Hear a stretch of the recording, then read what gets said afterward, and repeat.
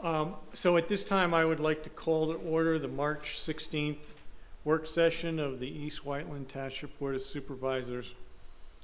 This evening, we will be talking and discussing about the residential zoning considerations and ordinances, and the amendments for the Route 30 corridor. So at this time, if we can stand and read the Pledge of Allegiance. I pledge allegiance to the flag of the United States of America and to the republic for which it stands, one nation, under God, indivisible, with liberty and justice for all. Thank you. At this time, I just want to introduce, on my left is John Nagel, Township Manager. On my right is Steve Anello, Deputy Solicitor. And managing the meeting tonight down in front is Zach Barner, who's replacing Donna Weichert tonight. And our esteemed speaker and consultant, Tom Cometta. And on the right, we've got our Planning Commission, Deb Abel, and Steve Brown, Assistant Manager. So, Zach, you're kind of leading some of this, or Tom, you want to start off with your presentation portion? Sure. So I'd like to run through the agenda, and even though we're starting a few minutes late, I think in an hour and a half we'll pretty much be complete on our visioning of what we're here for tonight. Okay, very good. So let me run through the agenda, and just to be efficient on the time. Zach is going to talk about the overarching context of what we're here for tonight, including the kernels of wisdom coming out of the 2016 Comprehensive Plan, the 2018 Route 30 Corridor Master Plan, and then a presentation that Zach and Steve and Ted made last fall to the board to try to hone in on this subject that we're gathered here to discuss. I'm Tom Cometta. I'm a town planner and landscape architect from Westchester, and with me is Aaron Gross, also town planner and landscape architect with TCA.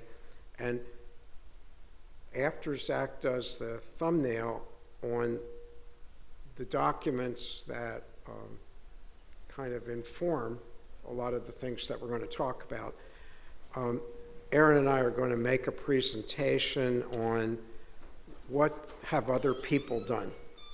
And then, hey Richard, and then after that, we're going to have a general discussion of various dwelling types. We're going to talk about points that Steve and Zach and Ted brought to the attention of Aaron and me of something called in the agenda Option A and Option B. We're going to talk about preferred outcomes. We're going to talk about overarching considerations, and we're going to talk about drilling down into potential enlightenment of better outcome in East Whiteland. So, Zach, could you go through, in that regard, could you go through what we're calling on the agenda the context for the workshop discussion of amendments by the staff? Sure, yeah, I'd be happy to. I'm going to go, for the first time in my life, I'm going to be very brief, hit this at a pretty high level. Just talk about sort of the comp plan context, the Route 30 master plan context, and turn it over to Tom and Aaron. So in the comp plan from 2016, the focus was really on these various priorities throughout the township, one of which was the Route 30 corridor, trying to breathe new life into some of the existing built environment there, creating a little more vibrancy, creating a greater mix of uses. And one of those kind of overarching concepts is the need for and the potential for residential development throughout the corridor. So in 2018, as part of the implementation of that comprehensive plan, the township initiated the Route 30 corridor master plan. And part of that, the main focus of that was really the relationship between transportation and land use. The plan talks a lot about some of the existing transportation constraints, the bottlenecks, the traffic and congestion issues along the corridor. And I don't plan to get too far into that tonight, but from a land use standpoint, the idea was really to create, again, a greater mix of uses to identify areas along the corridor that might be more appropriate for, I'll call it higher intensity, larger buildings, smaller setbacks, primarily with residential and a mix of commercial uses. And then in sort of the areas in between some of these mixed use clusters that the plan calls out, to create a new zoning district called the Enhanced Suburban Corridor. And that's really, again, focus on your traditional retail, office, and other commercial uses with some level of residential sort of interspersed throughout. So without getting too far into this, because I know this was something we talked about in a lot of detail, I believe in September, October with the board. Really what we're trying to identify tonight, I think, is just some direction from the board on the types, the scale, the location, general locations for residential development, and try to figure out a way to have this take shape in ordinance format over the next couple of months. And Zach, could you just scroll through some of the images that are on the screen that relate to what you just summarized? Sure. So you mean the images that are right here on the screen now? Yeah. Yeah. So the. Unfortunately, those screens are not working. So if you're able to kind of. Can we pull our chairs up front? Yes. You guys can see this? Yeah. Oh, you can tell. That's fine.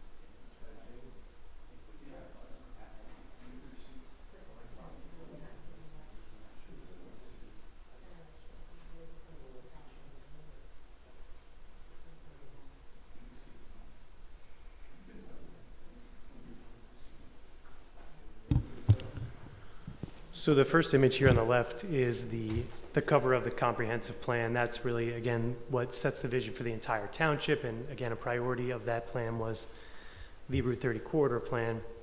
The image here on the top right is the sort of the conceptual, I guess, the vision for the corridor. You can see here sort of the future 5-lane cross section all up and down Route 30. Various side streets, wide sidewalks. You can see some of the ideas related to building orientation and parking orientation. So this is really intended to be sort of a sketch of maybe what the corridor could look like long term.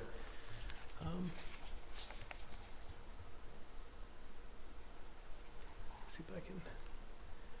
And then this bottom right image is sort of a similar, just a sketch, just a concept of what was envisioned in the plan. You can see again a mix of building types, a mix of uses, a mix of transportation types. You see people walking, people biking, people with strollers. So again, just trying to create an environment that allows for a mix of uses and a mix of transportation types. Very good. So let's go, Zach, to the next slide.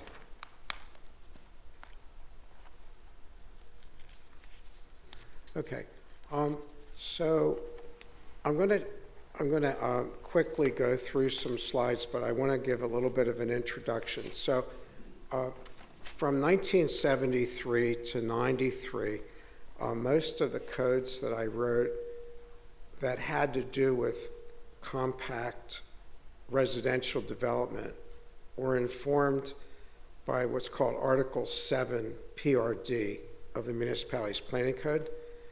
And that was in effect in 1972.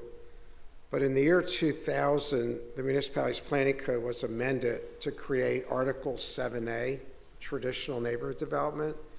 So for the past 22 years, Pennsylvania municipalities have had the opportunity to use that enabling legislation.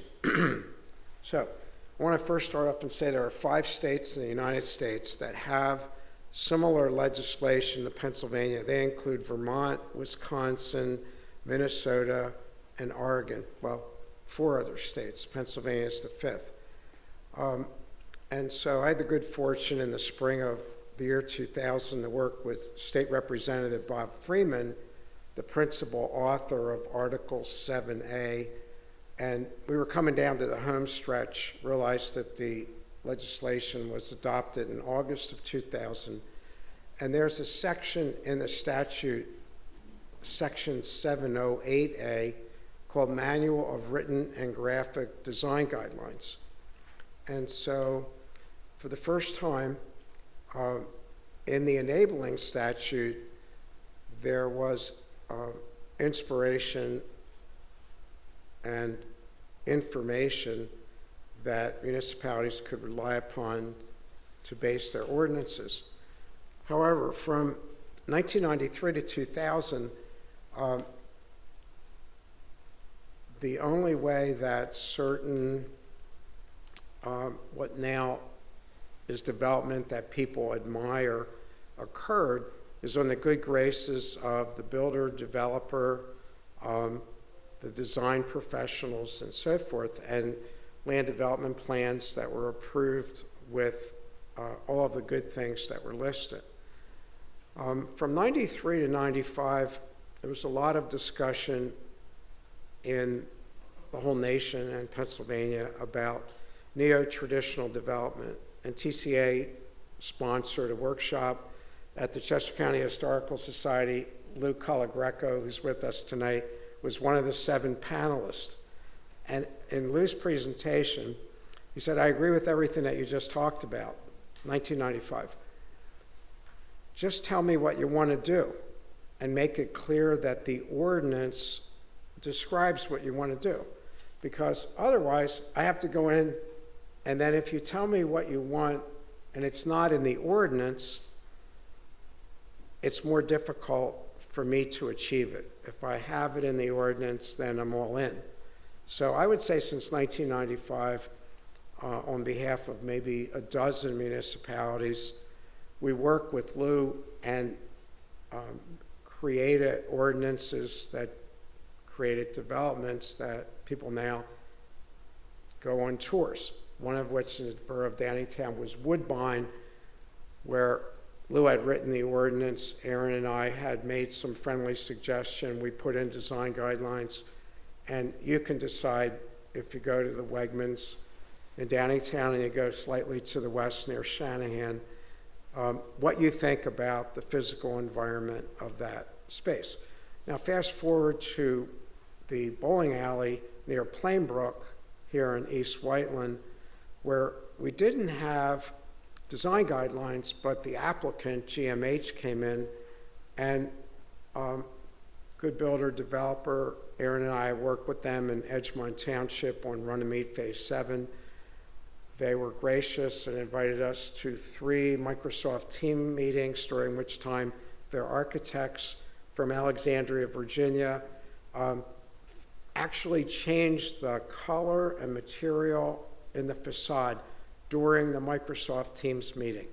Let's have more of this and less of that and so forth. And I think while this workshop is meant primarily to talk about residential development, we do have an example that's built that you can decide whether it's your cup of tea or it's not. But I think with all the ordinance provisions then in effect, at least from a consulting team standpoint, we felt that there was a very good outcome. Now, in East Whiteland Township, you have this situation between the South Valley and the North Valley Hills of this platform called the Great Valley. And between Route 30 and the railroad tracks, all of your lots have a shallow depth. So most of the buildings face Route 30. On the north side of Route 30, where the lots historically had a greater depth, you have Church Road, you have Plainbrook Road, you have other roads that for the last 100 years went north-south, along which people had more elbow room to build things. So it's quite possible that the ordinance refinements that could happen in East Whiteland might vary if you're on the south side of Route 30, where you're tight on space, versus the north side of Route 30. In fact, in Easttown Township, in their Berwyn Village District, they have different height requirements depending on whether you're on the north or the south side of Route 30. A lot of it has to do with a wedding cake idea where buildings relate in scale and proportion to the dwellings around it. In work that Aaron and I did in Easttown, we got in the car at the Wayne Hotel and drove all the way to Downingtown to inventory every building that was 4 or more stories. And we didn't find a great deal of building height. If you come out of Lower Merion, just before you get to Villanova, is the Chetwynd Apartments circa 1960, which is high-rise. Then you get to the Wayne Hotel, and then you come all the way out to Exton. So what we said in talking to Easttown was the normative building height was 3 or 4 stories. But there's great affinity to have 5 and 6 stories, which we felt in beautiful downtown Berwyn was a bit of a stretch and not in keeping with their comprehensive plan and the adjoining neighborhoods. So in the agenda, it talks about, what do people do to the east and what do they do to the west? And so there are some reasonably good examples, like your GMH apartments at the old bowling alley here in East Whiteland. In Devon, you have the Anthropology Urban Outfitters at the old Waterloo Gardens. There have been a number of amendments in Tredyffrin in the Paley Business District that speak to housing types. And I know it was a court settlement, but Main Street at Exton now has residential added to the commercial. And, there's some good and bad examples. And one of the ideas might be that, like we did in the comprehensive plan, we got in a bus and we did a tour.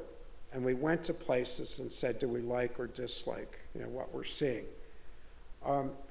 In terms of the examples on the screen, we're just going to go through them quickly. What Aaron and I did for Westchester Borough is we tried to identify ways to improve the built environment and in the ways that are depicted where there is that one actually happens to be for Main Street at Exton, kind of a street tree, shade tree, LA. But Zach, if you just bring that up a little bit, what we codified for Westchester Borough were alleys and blocks and common open space and landscaping, parking lot location, street tree, street light, stormwater, signage, and so forth. And the Chestnut Street apartments shown in the bottom left kind of fit into and comply with and conform with those standards. Let's go to the next slide. Okay, so in this slide, what we were asked to do is to address the form and composition of buildings. So one opportunity for an ordinance amendment in East Whiteland is to do that, to address color, form, scale, roof line, proportion, facade materials, and so forth. And Zach, if you can just scroll up a little bit, you can see some examples of facilities that were built using those code provisions. Let's go to the next slide. And this is a continuation of what we have for Westchester Borough, where the easy part here was a lot of the built environment was 100 years old, so it was to celebrate the past. Let's go to the next slide. Okay, in Concordville, so in Concord Township, we're currently working on amendments for the Route 202, Route 1 and Route 322 corridors, and addressing many of the same topics that I just summarized from Westchester, but we also did this Concordville Village Overlay District. The top slide shows the Sun East Federal Credit Union, which we called the second best solution. The first best solution was to put the building in a historically significant location, and the Sun East Federal Credit Union and CHOP just to the east of it, because of utilities, could not go there. So the street wall solution that was created was a pier fence hedge, street trees, street lights, and so forth. And when you go there at Route 1 and 322, you can decide whether you think that's has a home somewhere in East Whiteland or not. Let's go down a little bit, Zach, on that slide. Yeah, so there's the street wall, pier fence hedge at the CHOP building, and then some of the signage, landscaping, lighting that complied with the Concordville Village Overlay District provisions. Let's go to the next slide. Okay, and this is more from Concord Township, where we have in the regulation all buildings shall be 2 stories or have the appearance of it. So the bank is actually a 1-story bank, but it has the pilaster go to the cornice, and just like at Main Street at Exton, a 2nd floor that's actually not occupied. Let's go from there. Concordville Town Center also has some examples, and then we used examples from other places in Kennett Township. Let's go scroll through. Okay, so Firebirds, let's just scroll up a little bit. So believe it or not, Firebirds came in with a very vanilla building, using the codes at the time, and friendly persuasion and cooperative design professional dialogue. We created probably one of the most popular outdoor eateries in Concord Township. Let's go to the next slide. So in Susquehanna Township, Dauphin County, we rewrote their ordinances to be a TND district. This is called Susquehanna Union Green. About 40% is now built by the Vartan Group. And let's just scroll up, Zach, to look at just a couple images down on the bottom of that page. That was guided by an ordinance requirement for a development strategy plan, which was very good, is very good. Let's go to the next slide. Okay, so when Mr. Riper from Lou's office worked with us on behalf of Middletown Township, we created a mall conversion overlay district for the former Granite Run Mall and the promenade at Granite Run. The trees aren't this big yet, is meant to have a repurposing of the mall and kind of a more graceful arrangement of buildings and the public realm. Let's go to the next slide. Okay, and that's the site plan of the promenade at Granite Run. Yeah, so it was all about building positioning. If we liken it to a clock, at 2 o'clock and at 7 o'clock, or new apartment buildings at the promenade at Granite Run. Otherwise, Boscov's and the old Sears were staying as anchors in the Acme, and it was more of an infill environment with a more careful consideration of building and parking location and the landscape, the pedestrian circulation. Let's go to the next slide.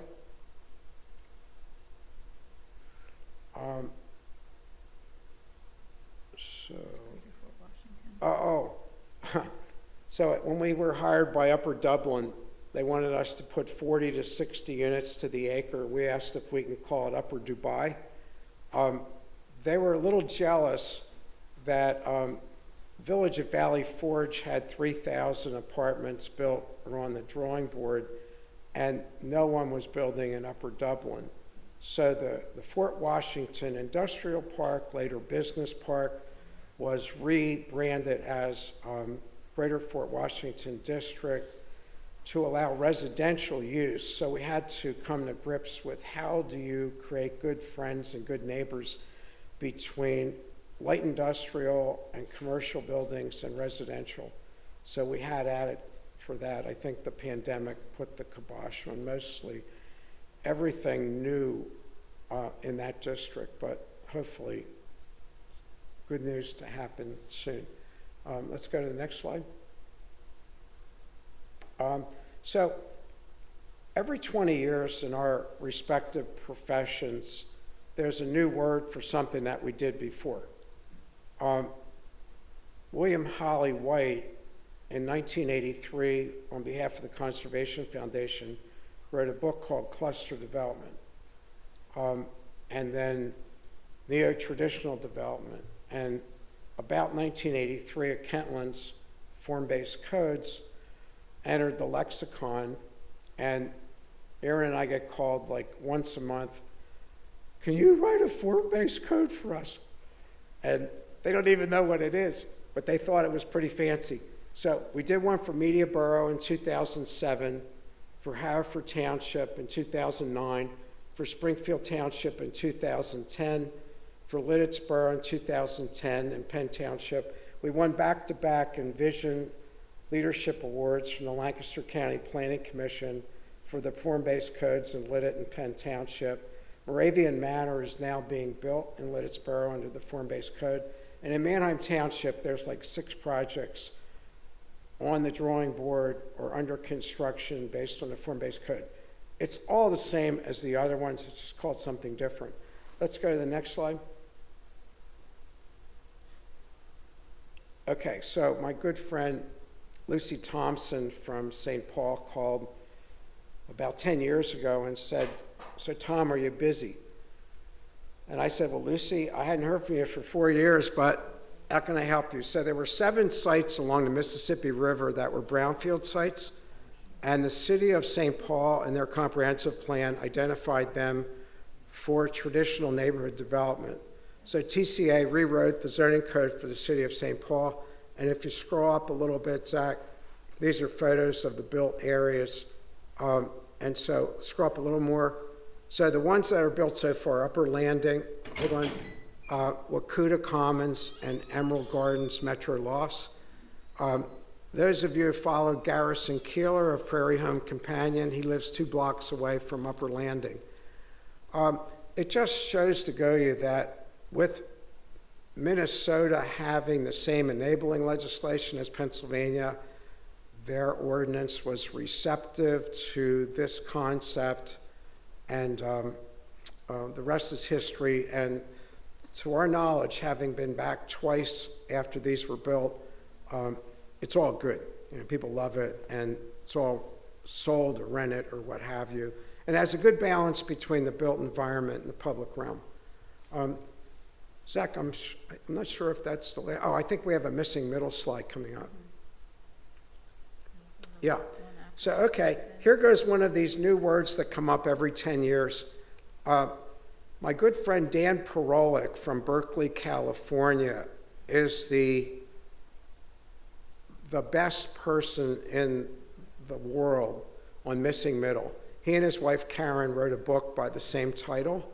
And essentially, as the slide shows, we all know a more customary and conventional dwelling product as the single-family detached home or the duplex. Surely in Malvern Borough and Westchester Borough, there are plenty of them and have been for 100 years. On the other end of the spectrum, we all know that the multifamily is a very popular building type. When I was at the Village of Valley Forge 2 weeks ago, took my breath away going on the perimeter roads to see what's been built there. I think they overdid it. It was a settlement from a reverse spot zoning case. But the missing middle housing is like a magical view. Are there little sleeper opportunities for other building types? And so what's important to realize for East Whiteland, scholarly as it might seem, is small, medium, and large. If you think about building types on the south side of Route 30, small and medium missing middle housing types that are shown in the color can have more graceful home there because they can fit there. Whereas the homes that are shown more on the right need more parking unless they have podium parking or subsurface parking, or they need more surface parking, in which case they may need to go on the north side of Route 30. But this is a wonderful slide because what it does show is what the Parolics discovered throughout the country with missing middle is almost every municipality had both ends and very few municipalities coated the middle. So if you scroll up at the images that Aaron added to the missing middle, let's just talk about them briefly. And so basically on the top right is the live-work units at Eagleview. In 1991, Lou's partner, Denise Yarnoff, with the Hankin Group, came in to Whiteland Township when all we had was a PCID district. So we wrote the code to enable the emerging plans, first with the gardens at Eagleview and the village at Eagleview, villas at Eagleview before we got to the town center. So the Eagleview housing type is an appropriate missing middle consideration.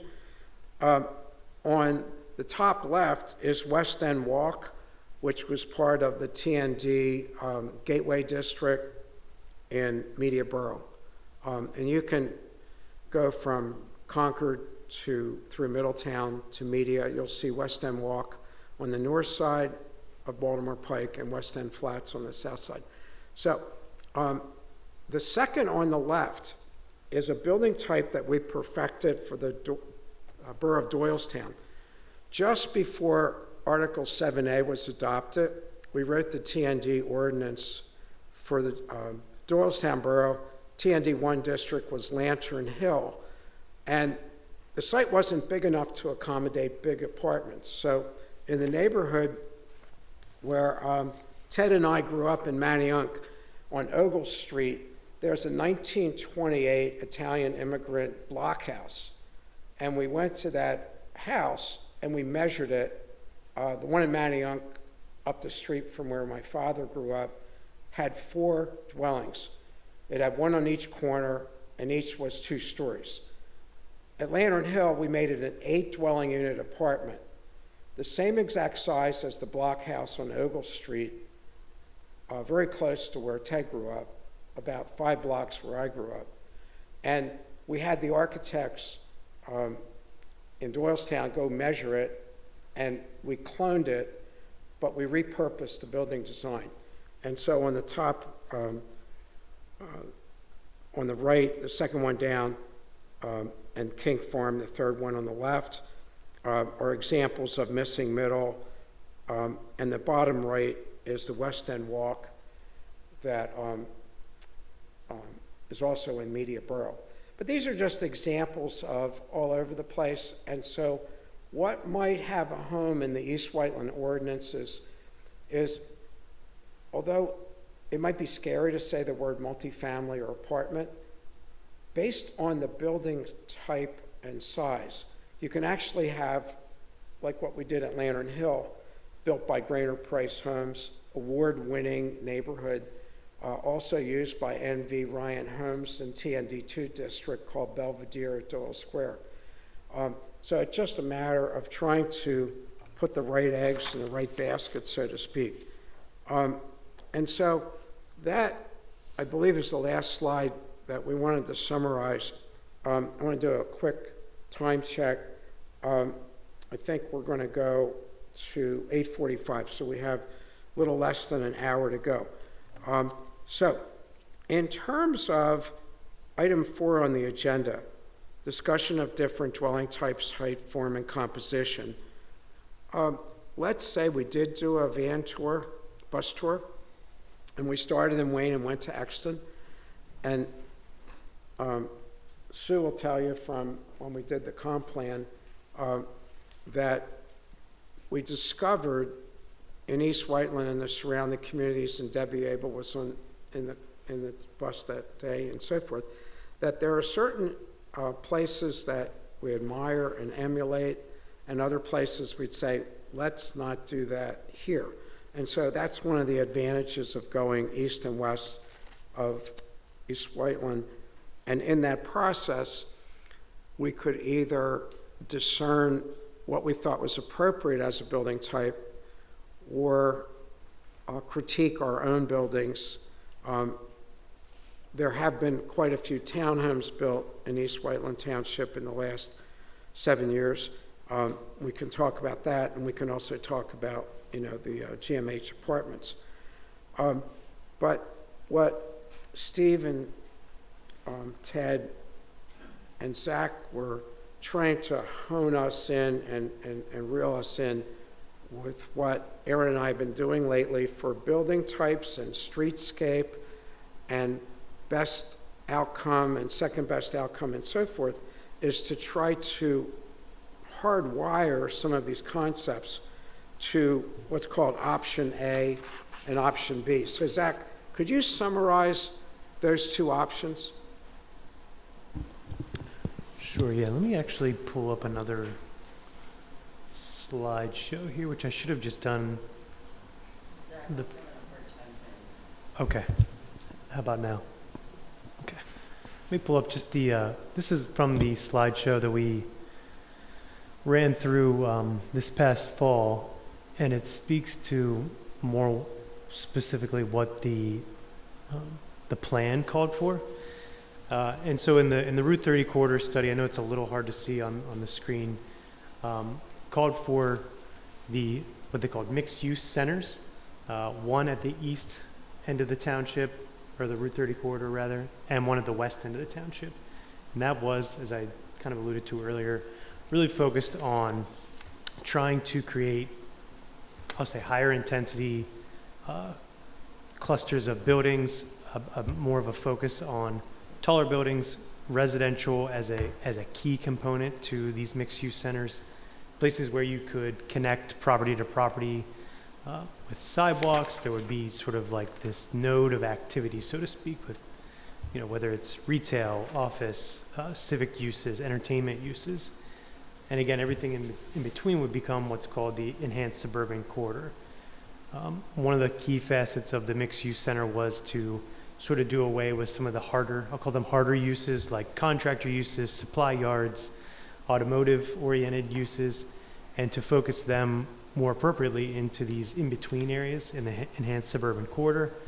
But throughout the corridor, to still have some of these design standards and some of these streetscape amenities and some of the, what they would be for East Whiteland, any new parameters for how a site is laid out, how a parking lot is laid out, some of the component features like knee walls, landscaping, parklets.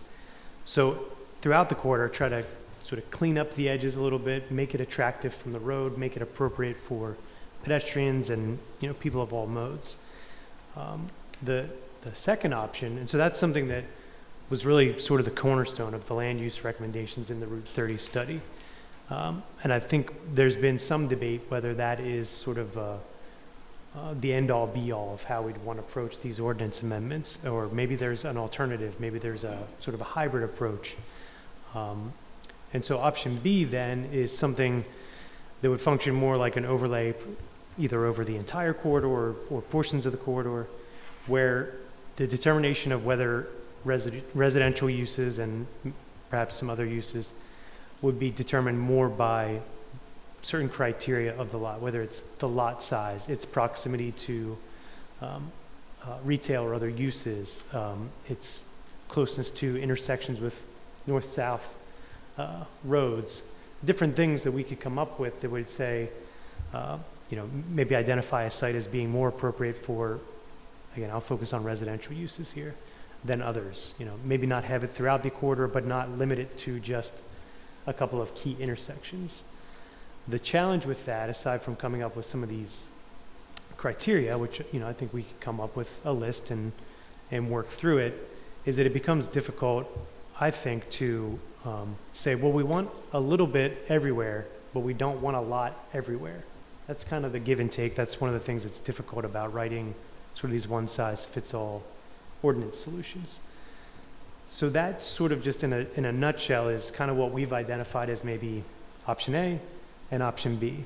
Option A being the plan in some format, something close to that, or option B being something a little more broad brushed that doesn't focus as closely just on these nodes or hubs or intersections that we've discussed in the past. So I think what we would be looking for, just in terms of direction for Tom and Aaron and for staff, is, do we like the idea of these nodes? Do we see some value in creating little hubs of activity of, I'll call it, again, higher intensity? I know and density are not popular words. Or do we want to see it more interspersed throughout? And really it comes down to, that being sort of a fundamental concept, but then also what types of dwellings, how tall, how much, these are all the kind of questions that we need to sort through in order to be able to sort of codify some of these zoning amendments and really set the stage for development and redevelopment. Very good. So, okay, so, Zach, if I can make a comment, when the board is considering whether to do a geographic overlay or a site-specific overlay, the site-specific overlays are a little harder to defend because you have to justify every criteria you have for why one site would apply and another site would not. Versus a geographic overlay is just based on what you prefer to see in certain areas of the township. very good. Agreed. And one of the issues with geographic overlay is if we put an overlay on Route 30, period, the day after we did that, there would be 4 or 5 applications in the township without fail. All for multifamily, because that's all builders want to do now. Mixed use is are nice words, but in this world right now, I just don't, there's very few commercial uses that would go on Route 30. And it's market driven. I don't know the answer, but I just know what I see everywhere on Route 30. West Whiteland, further out. Berwyn now, they're building at the train station. I can't imagine how the demographics support it, but they're being built and lots of money is being loaned, so somebody knows something.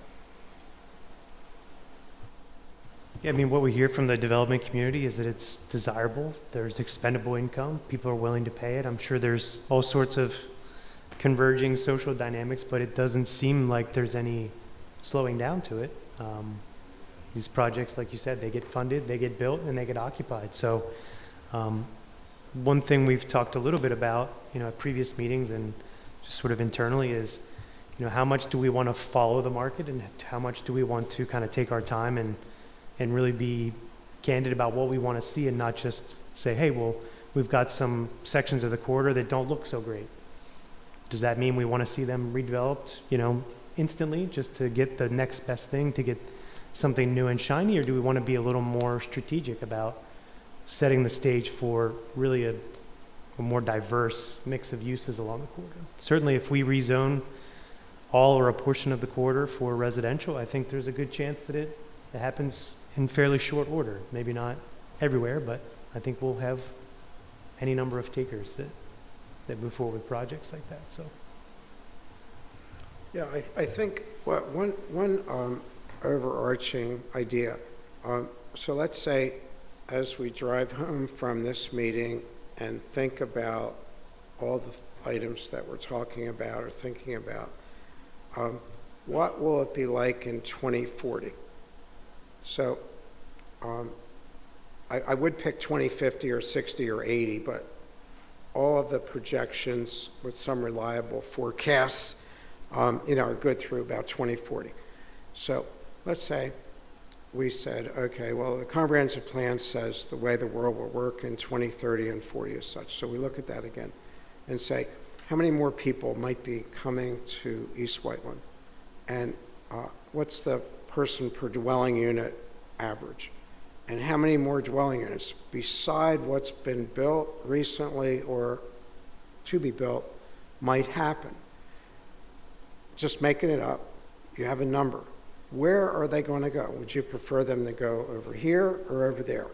So it might be as a sort of a litmus test on not going overboard and not overdoing it, to try to calibrate future growth for the next 18 to 20 years to say, there's so many lovely neighborhoods in East Whiteland that are stable, quiet, off the beaten path. Maybe there's some magic of redevelopment in the Route 30 corridor, and maybe that's the home for 75% of the growth. But owing to the sites that are available, maybe the smaller and medium can satisfy that projection. Because otherwise you're going to get the Village of Valley Forge. And you don't want that. Because then in 2040, when you drive down the Lincoln Highway, you're going to say, what did we do back in 2022 and 23? So it is a balancing kind of act. I will say this, that no matter how you do it, if you look at what the city of Albuquerque, New Mexico did with Route 66, it was a dump. It was a total dump. And they decided to rebrand themselves to celebrate the history of Route 66. When you drive on the main street, Route 66 today in Albuquerque, it's nirvana. This Lincoln Highway, that's the spine of this, in 1928 connected New York to California. There's the Lincoln Highway Association. We did the codes in Gettysburg and New Oxford. We said, even if the building community doesn't get it right, we're going to come up with a venerable signage, street tree, street light, sidewalk, crosswalk program. And when you go to New Oxford and Gettysburg today, it's pretty good. A couple mistakes with building heights in the center of Gettysburg that we learned from. But I think it's a combination of looking at this history of this Lincoln Highway, what doesn't shock the system, what would be normative, what other people have done that really feels good, and then saying, well, if they were able to do it in these other communities, why can't we do it here? So, I mean, that's kind of an overarching idea on it. In Media Borough, in 2007, they said they wanted us to do the development strategy plan. So we drew every building along Baltimore Pike. If it was a building that they thought was in the right location, we just gave it a little red outline. All of the new buildings, we gave a blue outline. So West End Walk and West End Flats were promulgated in that code. It's difficult to do that in East Whiteland because it's so long. The stretch is so long. you don't know all the sensibilities and preferences of what other people want to build. So the best that you can do is to say, what are some of the common elements that we like, and that regardless if it's small, medium, large, or even not residential, it's just more commercial, what character do we want to create?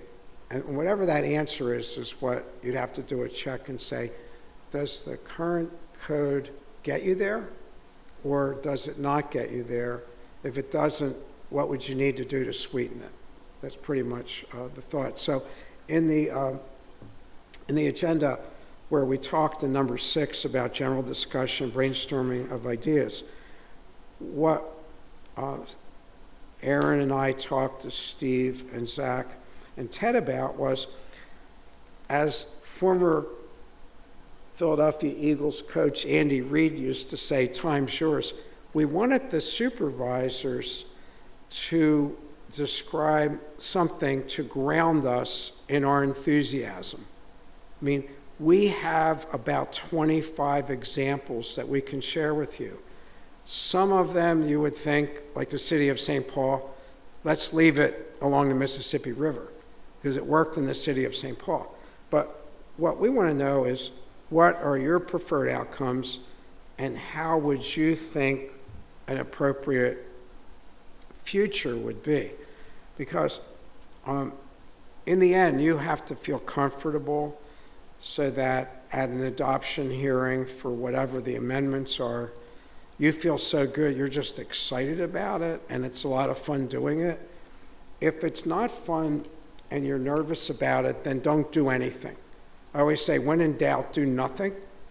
And so if you need to sleep on it, or you're worried about it, or OMG, we don't want to be like this and that, then don't do anything.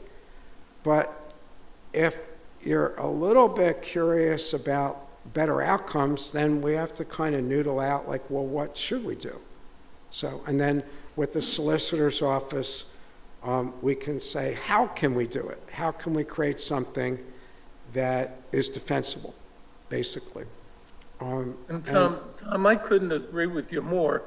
When I first set out to do a zoning ordinance, my very first question is, what do you ultimately want to see? What's your ultimate goal? And then you try and make the ordinance match that goal. I think our frustration in East Whiteland is we need direction from the board telling us what their vision is, so that we can head a certain direction. Is it multifamily? Where do they want the multifamily? Do they have any hope yet left for commercial or office or retail? What is their ultimate vision for the build out of Route 30? Then we can start putting a pencil to paper and drafting proposed plans and ordinances and so forth. But I think we need to start with that input, and I'm hopeful tonight that we can get some of that feedback from the board. Yeah, good. And I think it has to be, it can't take into consideration, people have asked for rezonings. You know, there's other properties that'll come up where people in the future will ask. I think you need to figure out how you want it built out, and then the builders can go buy the land that suits your vision. I agree with what you're saying, Joe. We're pretty much on the same wavelength. So I think we need feedback from the board. I think that should be the real topic of tonight's discussion. Yeah. So we can get started the right direction. Yeah, I mean, from my standpoint, to get more feedback, I'd like to look at more of the examples. I need more facts. I mean, I lived here for 30 years. I know what Route 30 looks like. I know what all Route 30 all the way to Ardmore looks like. Actually, the City Line Avenue looks like. And I don't know what parts. There are some parts from East Whiteland over to City Line Avenue, building-wise, that would be okay in East Whiteland. I need to take some time. You know, if you're looking for feedback tonight, my feedback would be, if you're uncomfortable, do nothing. I agree with you. So I need to gather more facts and really focus on it more. Yeah, and Richard, let's say while it might be difficult to specifically say that there's a place that you admire or, you visited or whatever, I think that some of the overarching ideas are important for us to hear. So, for example, I'm just making it up, and don't fire me, I'm just here for one night, and maybe you'll never invite me back. But if you told us, no way, Jose, are we going to allow 5- and 6-story buildings. I'm just making it up. That if Tom and Aaron, you drove from the Wayne Hotel to Exton, and you didn't find one 5- or 6-story building in the same depth of lot as was shown on these maps, then, oh, okay, well, fine. Let's have a building height that goes up to 4 stories. And if it goes to 5, maybe it has a step back like a wedding cake. So there might be some things that tip the scale, like building height. Or let's say when we got hired by Upper Dublin and they wanted to go 40 to 60 units to the acre, we said, first of all, you're in the deck parking, which is expensive, and no one's going to do 40 to 60 acres in Upper Dublin, and no one has. And if they do, it'll come in at 20-ish and have surface parking. So there might be some sensibilities that you have about that. And so anything that you say is music to our ears. What I'd like to reiterate from what Rich is saying is that I'm a person that visualization helps me out in something as complicated as this and diverse. And I like the concept that you were talking about with these 25 different examples of areas. Just for, again, to see it and say, okay, I can see maybe this fitting here on the corridor or not. And then we could maybe point out and say some of those fit and others don't. But if you want points to ponder, I mean, I actually put together a list of things that I was concerned about and wanted to talk about. That would be great. I mean, and I don't know if it's a sounding board to mention it, just as, again, talking points, but what type of dwellings are we talking about? I looked at some of the information that you had there. I like the townhouse. I like the live-work concept.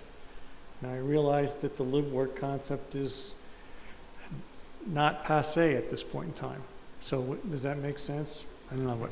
On the live-work concept, the only one I know was up in Eagleview, and that, to my knowledge, never really took off, never worked. So, and the only place I know where there's live work is high density, right in the Westchester Borough, Philadelphia. Yeah. I can't think of many or any from here all the way to City Line Avenue where you have retail with apartments on top. Maybe I could pick one or two, but that's a long stretch to find one or two. That's a good point. In 1991, Ward Braceland was on the board, and he didn't want a smelly Chinese restaurant to smell upstairs. So he forbid the ground floor of the live-work units at Eagleview to have a restaurant or cafe, which killed the live-work. So the 12 units of live-work in Eagleview took about 15 years to fully lease out. But the smelly Chinese restaurant never happened, and it doesn't usually happen. What the sweet part at Eagleview is the Eagleview pharmacist that owns the pharmacy, and he also lives upstairs.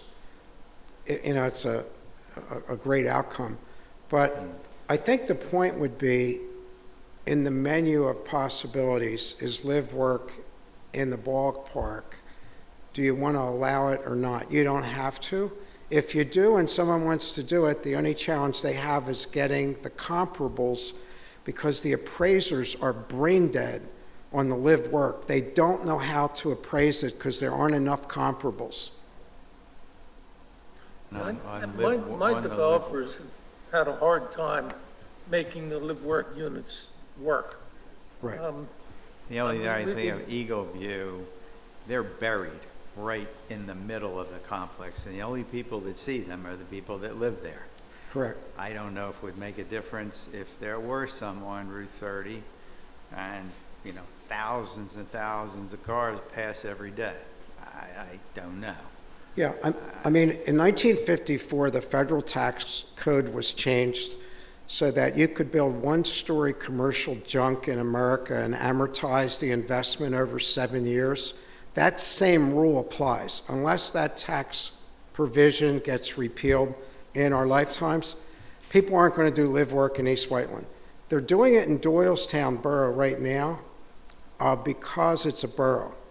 I don't think it'll ever really happen, but the question would be, would you want to allow it if and when someone would want to do it? That's all. Tom, the other area I've got marked is, you talked about the height. I know we have a 4-story at the western end, but I'm inclined to be less density, so I would like to cap it at 3 stories.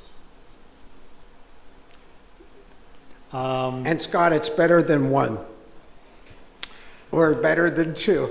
Yeah. And on the height issue too, it depends on where on Route 30. Which side of the road you're on too, Yeah, right? yeah, like when you're on the South side. south side, where the railroad tracks are, it's elevated up. If you have a 4 or 5-story house, it'll look like a tower. Yeah. If it's on the other side where it dips down, a 4 or 5-story, if it's set back from the road, it Perhaps. may not look that bad. Right, right, A lot of it, Maybe you can you measure have the to take height into from the account the road topography. elevation. right. I Maybe you like can just I like measure an the idea. height from the road elevation. Joe, if you could talk up, we can't hear you. Yeah, maybe you can just measure the height from the road elevation, instead of from the ground elevation, from the road elevation. Sure, it's an option. Sure. I think, can I make a suggestion? Staff keeps saying to the board, what do you want there? And the board keeps saying, well, we don't have specific ideas, we're more visual. And I think, why don't you just have staff and Tom Cometa put together a proposed plan? And we'll just guess at what you want to see there. And then you have something in front of you that you can massage and tweak and move around. That's good, but Scott has, I Yeah, think Scott has a list. We've got some ideas. You had asked that it would be a good idea for the board to put out their thoughts. So again, these are just talking points that Rich and I can banter back and forth, and you can kind of sense where we are. And so another area is uniformity with the facades. We've seen a couple proposals on Route 30 that looked very, very attractive. And then there were some that were put up in front of us that were very bland. I'll give you an example of what I find unattractive. Just before the new, I shouldn't do this, but there is a new property just before Malvern Hunt. The 4-packs that are in that property look identical on every single one. It is so bland. As a matter of fact, a resident told me, he goes, you know, I could come home one night after drinking and I can end up in any one of these 16 houses because they all look alike. Yeah. Okay, that's something that I would like to not see. Some uniformity, but different facades. And that's a good point, but again, a builder is going to answer, well, I have to have something that people are going to buy. And if I put a more expensive brick facade on this price is going to be higher and it's going to be lower, and so he still has to be able to be marketable. And I'm sure not a home builder. Yeah. Yeah, I mean, it's tough. In early communications with Zach and Steve and Ted, when they were identifying, you know, sort of the theme of what we would talk about for residential, 99% of the words were common: form, composition, height, density, location. But in one of the emails Zach sent was on style. And that is really tough to promulgate. And probably 50 years from now, we could be in the room still arguing over it.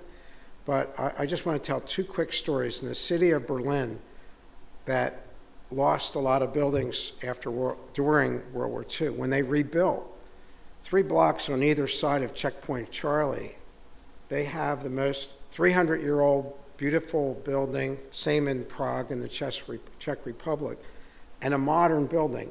But it's along the street wall and it adjoins the sidewalk. And the Berlin Code, and I talked to the city planner who was there from the time after World War II to when I went there in 2003, they only had 3 rules. No building shall be greater than 6 stories. All buildings shall adjoin the sidewalk, and the first floor shall be non-residential. Now, that worked for the city of Berlin, and it still does. So whatever we're talking about doesn't have to be rocket science, like blow your brains out. With the points that you're talking about, Richard and Scott, tell us more, because we can make it pretty simple. There's a couple tricky things, though. And one, Aaron and I call the extruded sausage affinity, where the developer wants to build the same everything for every building, to Scott's point. The other one is the Mr. Potato Head affinity, where they mix the vertical and the horizontal planes and the colors. It almost thinks like the architects used to play with Legos, and they lament the loss of playing with the Legos. So they then put them in the building facade now, and when you look at it, you went, I have never seen go to the Village of Valley Forge. I have never seen a building type like that except in Warsaw, Poland. So anyway, Aaron, what did I miss? Oh, no, I just was telling you about it. I have okay. a whole bucket of Legos left over from my son, so I'll start working on it. Remember, okay. Scott, continue with Yep. your list. Another point that I had made was in terms of mixed use. I think that coupled with the nodes concept is a challenge to talk about. I'd like to see a mixed use, but I'm not sure if it's really practical on the corridor. And the nodes, I think, kind of on the same line. Because if you ride up and down Route 30 in East Whiteland, the strip centers that we do have, they're not half empty, but in every center, I believe, you've got 15 to 20% empty stores. Yeah. And Yeah. if they're empty there, they're going to fill in there first. They're not going to go to a supposed mixed use. Yeah, I think, well, there's 2 ways to think of it. One is vertical and one's horizontal, but let's take Lincoln Court. Lincoln Court in the last 40 years has changed quite a bit. We remember the movie theater that was there, and, stores that were and change turnover, whatever. At Lincoln Court, you have a little bit of elbow room. Imagine that up front, somebody would build homes, or on one of the vacant buildings because of COVID and people don't shop anymore and whatever, there were a missing middle housing type in the northeast or northwest corner of Lincoln Court. You probably would not have cardiac arrest if there were a couple other buildings at Lincoln Court there, because it's 100% impervious. It's been there for 50 years. Why not get more customers near the shops? So there might be some sweet spots where you could do selective infill like Lincoln Court. And, you got to start somewhere. You got to get some traction and see how horizontal mixed use could work and go, wow, that was easy. We just did it on a little scale. It wasn't, really big. It was just little chiclets. Or there happens to be a vacant lot where somebody wants to put units within walking distance of Lincoln Court, just on the other side of the vet office. So Sure, and I remember in this room 6 years ago, Skip Bryan came in with a Lidl at the laundromat. Is that still in the works? Yeah, they left during the financial crisis. Okay. And that parcel that I just mentioned is the one where the current owner would like to put multifamily. Okay. What's Okay. that? Oh, the parcel that I just mentioned is the one where the current owner would like to put multifamily. Okay, Yeah. very good. Cookie, Scott- cookie cutter multifamily, not Yeah. very attractive. Yeah, Maybe that's a big issue too. If it was, I mean, density, all levels of density, if it's architecturally attractive and it adds to Route 30, that makes it a little easier to take. yeah. Scott, I interrupted you. Let's go through your list. Okay. The next area that I've got highlighted is that when I would like to see whatever areas that there is livable space, we certainly would like to see pocket parks. Good. And I'd like to see the use of vacant land as a pocket park. Scott, let me interrupt you real quick. In Wayne, Luella Court, 1917, was built perpendicular to Route 30. There's a green pocket park in the middle. You go around it in a counterclockwise direction, it's angle parking. And on Route 30, well, on Montgomery Avenue from, on Lancaster Avenue, from the Haverford School to, before you get to beautiful downtown Ardmore, the 1920s and 30s apartment buildings were all built in a U-shaped configuration where the pocket parks of the courtyard and the building had side wings to allow light into the units. So if we ever go on the bus tour, we have to go to those in Haverford. It's a real simple, the difference is instead of the blunt building facade in your face, there's a little bit of light and air around the buildings, and you have these little internal pocket parks. Sorry, Scott, keep going. That's a good example. In terms of streetscape, I think we've started this with GMH, and it's in the Route 30 corridor, but we've got, again, uniformity there in terms of benches, lighting, the sidewalks. The only thing that we don't have that I would like to see is to use landscape buffering between the road. Okay, you've got your road, you've got your sidewalk, and then you've got the landscape buffering to the parking area or to the building. It softens, to me, it softens the view. And it gives the streets a less of an impervious concrete type feeling.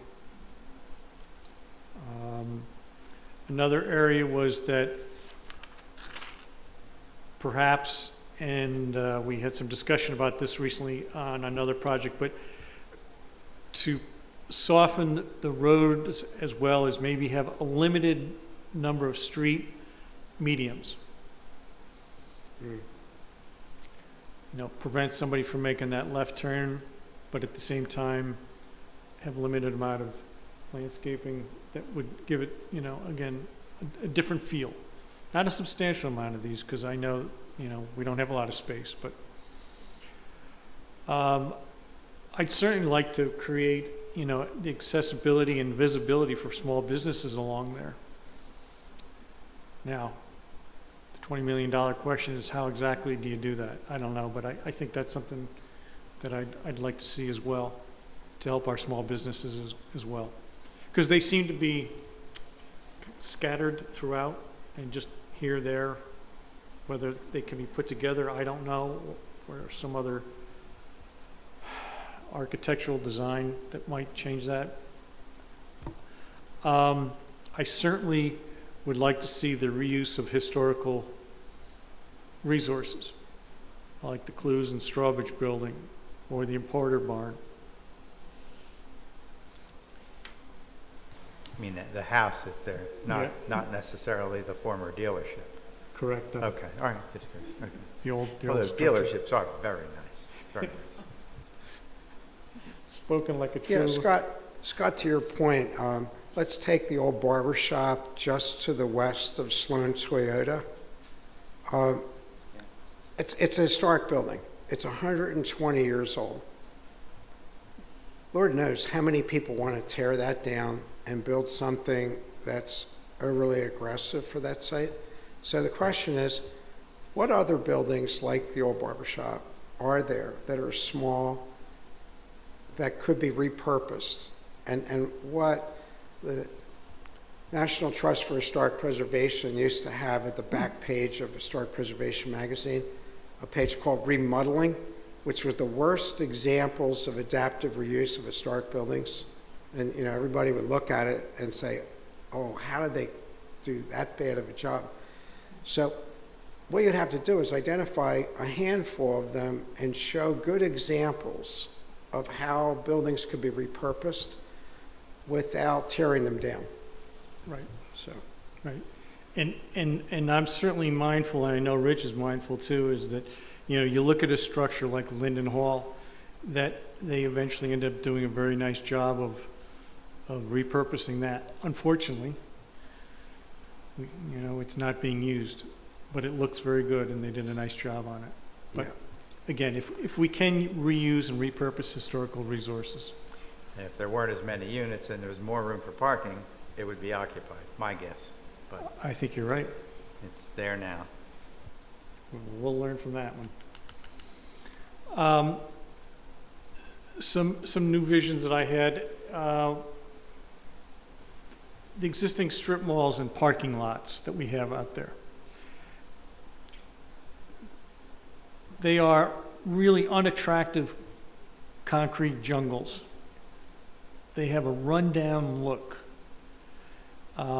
Perhaps mediums, I don't know, do you have any, are you able to pull that slide up?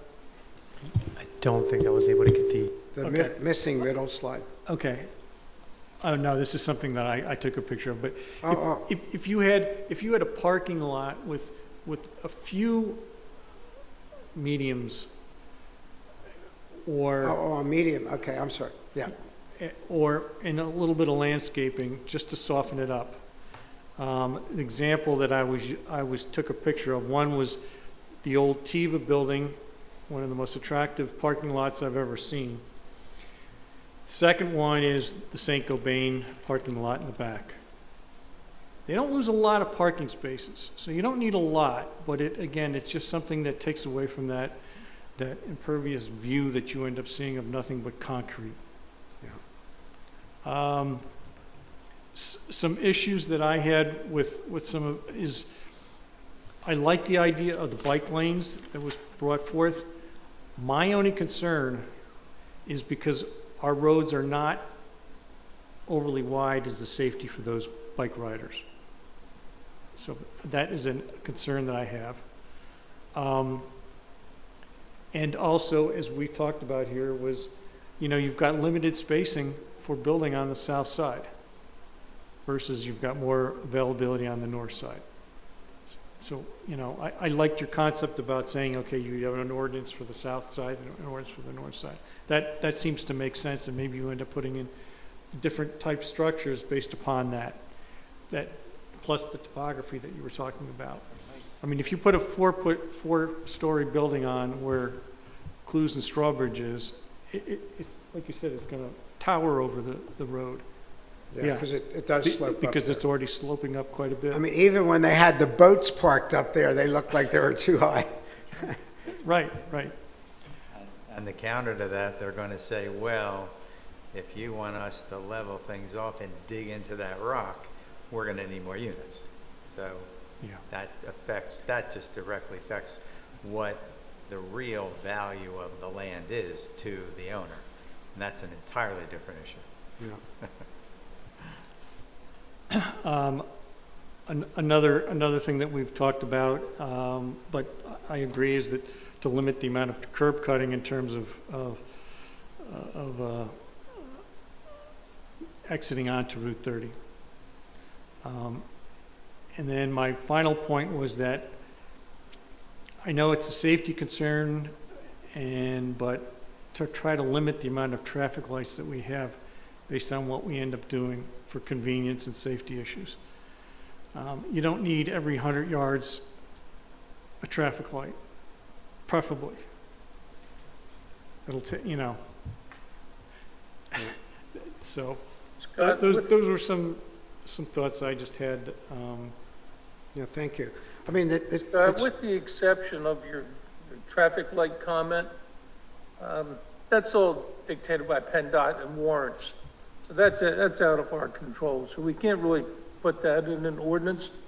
But everything else that you came up with are design features that we can put in ordinances. We can put in the height, we can put in marginal access, we can put in planting islands and parking lots, we can put in landscape buffering, we can do everything you mentioned. There's not anything on your list that we can't put in an ordinance. But we still need to know what uses you want where. That's the ultimate issue. We need to know what uses you want, and then we can start putting a pen to paper. Well, I think to some degree, as I mentioned, to start off with, if Tom could maybe give us those visualizations of maybe some of those 25 other projects that he thinks are somewhat appropriate that we can view. You know, for me, that would be a good starting point to maybe moving on. We could look at it and say, we like this, we don't like that, that looks good. yeah. And then, you as the expert will say, well, that is nice, but Scott, you're crazy. I think it's not going to work here. That type of scenario. Well, Lou's still here, and Lou will tell you, I don't know if he's going to talk or whatever, but as Lou said to me in 1995, if you put it in a code and we can work together on it, we'll figure it out.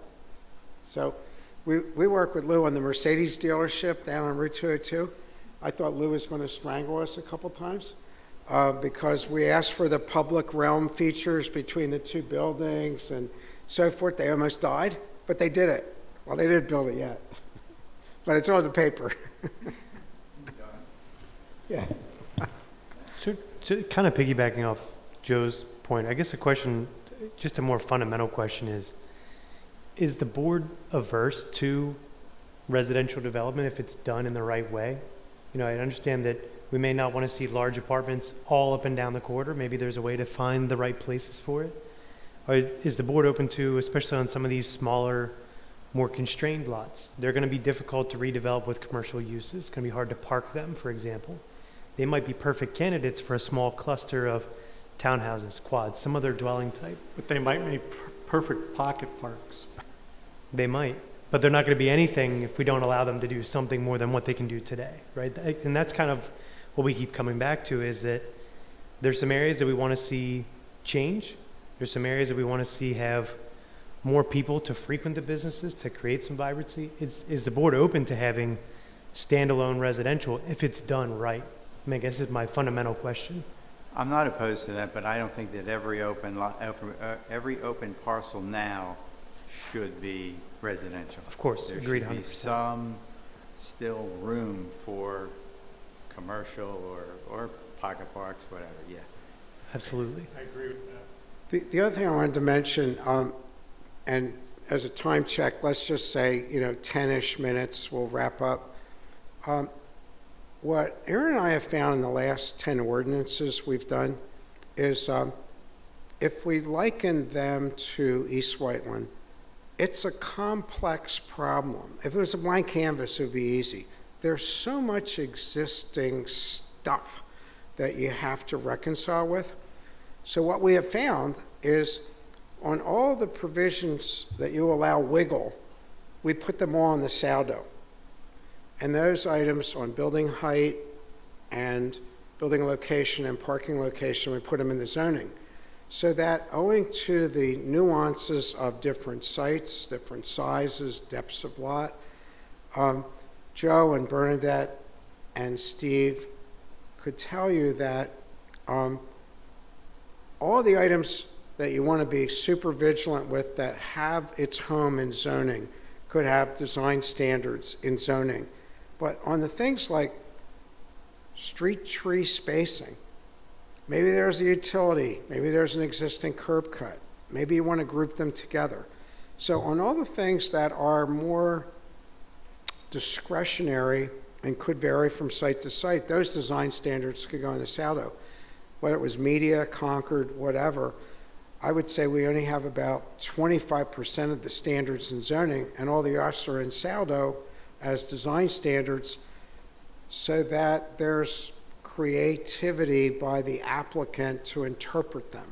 So what we have is a general manual of design standards, and then when they come in, they have to come up and say, well, here's what we want to build, and here's how we interpret it. So I know it's not as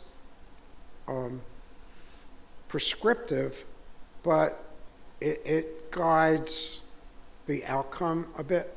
And John Bernadette and Steve can decide what to I suggest. couldn't agree more, Tom. I've been a firm believer that zoning should regulate use and subdivision should regulate development. And I think that all the development criteria should be in SADO and all the use criteria should be in zoning. Right. The only practical flaw with that, even though it's a good concept, is developers tend to feel that it's easier to get a waiver from subdivision land development versus a variance from zoning. And that's true. So if they say, well, we're entitled to this waiver, that just throws everything out. You're right, Richard, and the board would have to decide at what point you might have, well, let's move that over to zoning, because you know what, we're never going to give a waiver on that. So you just have to decide, yeah.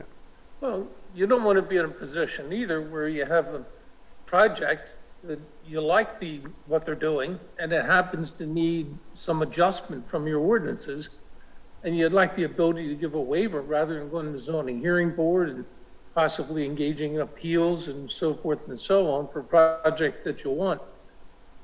So it can be a double-edged sword. Yeah. So the last items, we're going to have we're all turning into a pumpkin or a shamrock in 10 minutes.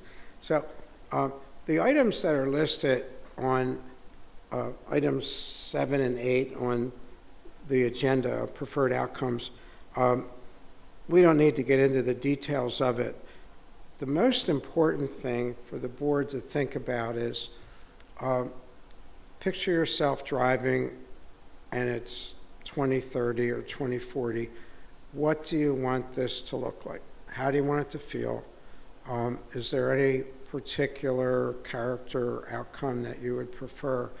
And then you've already mentioned, Scott, a number of them. Richard, you said as well. But you don't have to solve all the problems in the first rodeo. You can go from where you are to the next iteration of discernment and create a stronger code and then live with it for 5 years. You can decide after 5 years, you know what, I really like that, let's do more of that. Or, you know what, we overshot the mark, we're going to do less of that. So it's like, I would say it took, today Aaron went on Penn Pilot to look at what it looked like in 1958 here.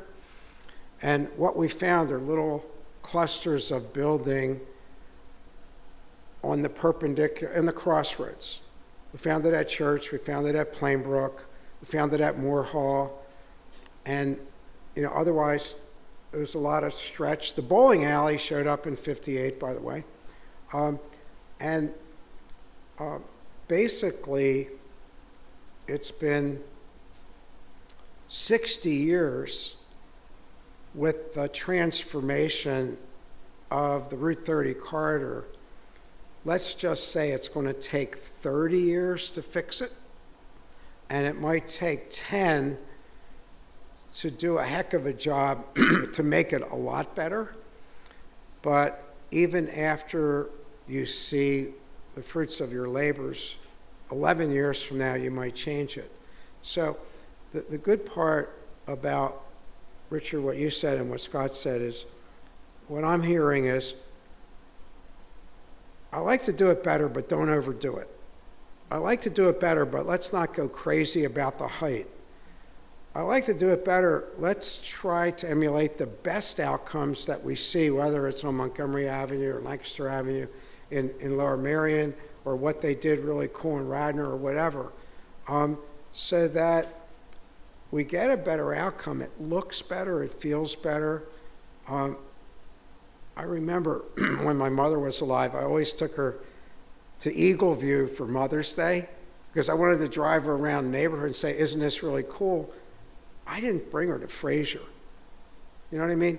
So imagine, where would you like to take your mother on Mother's Day? Could she come to East Whiteland? Is there something really cool that she would do? That's what we got to do. Can you imagine that there would be in a public realm space, a pocket park, a gazebo, and someone would have a wedding and take wedding pictures in Fraser? Woohoo! Imagine that.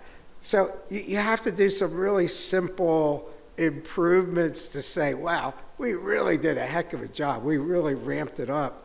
But we didn't, it wasn't like Taj Mahal. It was really simple things.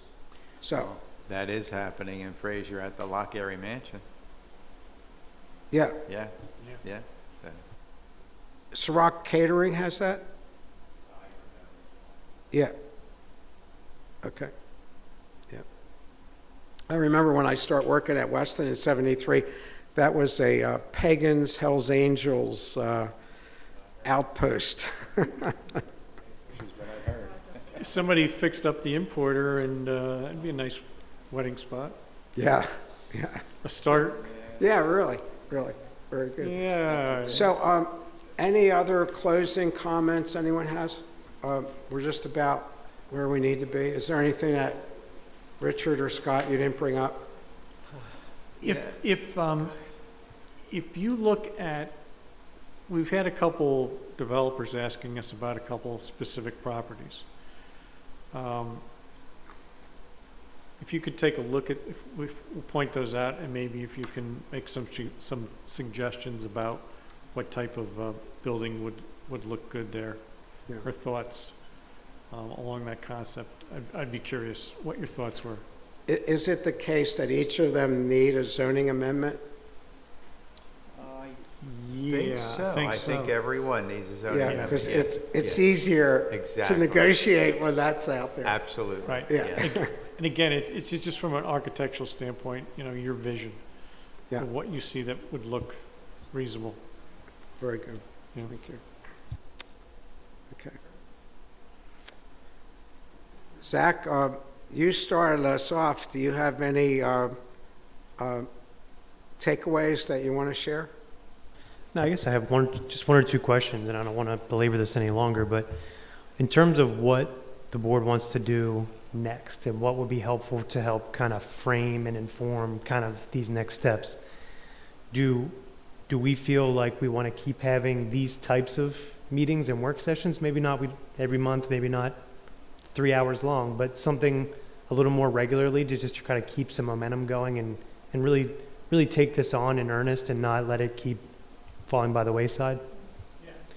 Yeah, I'd be okay with that. But yeah, not every month is too much. Certainly, and I think, Either every other or every, depending on what the activity and time of year, quarterly, but steadily. Yeah, I think it's Sure. fair. Yeah. we'll need some time in between meetings to prepare things, if nothing else. And I guess when we can come up with some examples of kind of like a beefed up version of maybe this missing middle kind of transect we did. Here's some dwelling types, here's some examples, here's ones that work, here's where they are. If we can find local examples, maybe that kind of simplifies this bus tour idea. Maybe it's more of a field trip than a bus tour. A self-guided tour, rather. Yeah, I mean, going forward, as I drive up and down Route 30 from here to Ardmore pretty much these days, I'm going to stop and maybe take some pictures of some buildings. Absolutely. That's great. Would it be helpful to have something like maybe we could come up similar to what we were just talking about? Maybe, let's just say, again, I keep coming back to, do we want to do it more like the plan or less like the plan? Because the plan gives us some direction, right? These mixed-use centers versus not doing these mixed-use centers. Do we feel like there's some value to at least that concept of saying, do something more like this over here, something more like that over there, and everything in between, just make it better? I mean, does even just that simple of a concept make sense? Okay. Fair enough. Get some examples. Some examples, and then we can The future fact gathering will dictate that, You, I think. you Okay. think And it the, won't take long, but.